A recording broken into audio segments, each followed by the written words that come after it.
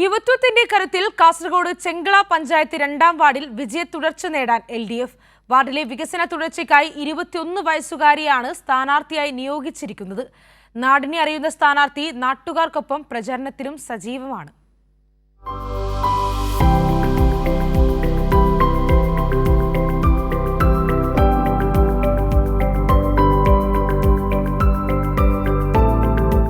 ശരണ്യയെ വയസ്സ് 21. കാസർഗോട്ടെ LDF സ്ഥാനാർത്ഥി പട്ടികയിൽ ഇടം പിടിച്ച ഏറ്റവും പ്രായം കുറഞ്ഞവരിൽ ഒരാൾ.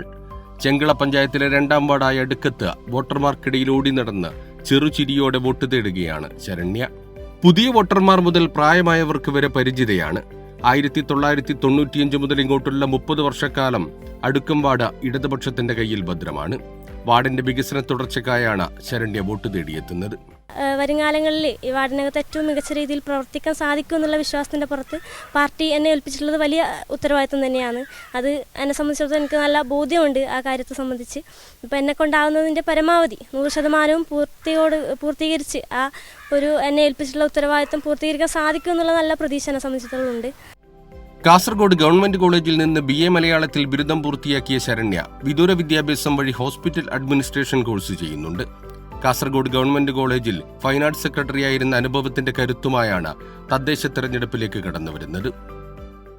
പുതിയ തലമുറയാണ് ഇനി നാളെ നമ്മുടെ പ്രതീക്ഷ എന്ന് പറയുന്നത്. അപ്പോൾ അത്തരത്തിലുള്ള ആളുകളെ ഇങ്ങനെ സമൂഹത്തിൻ്റെ മുമ്പിലേക്ക് കൊണ്ടുവരിക എന്നുള്ളത് വളരെ വലിയൊരു കാര്യമാണ്. അത് പാർട്ടി എടുത്തിട്ടുള്ള തീരുമാനത്തോട് നാടൊന്നാകെ ഒന്നിച്ചു നിന്നു എന്നുള്ളതാണ് പറയാൻ വേണ്ടിയിട്ടുള്ളത്.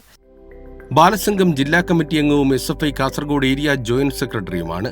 തുടർച്ചയായി 7ാമത്തെ തെരഞ്ഞെടുപ്പിലും അടുക്കത്ത് LDFന്റെ വിജയപതാക എന്താമെന്ന ആത്മവിശ്വാസത്തിലാണ് ശരണ്യ.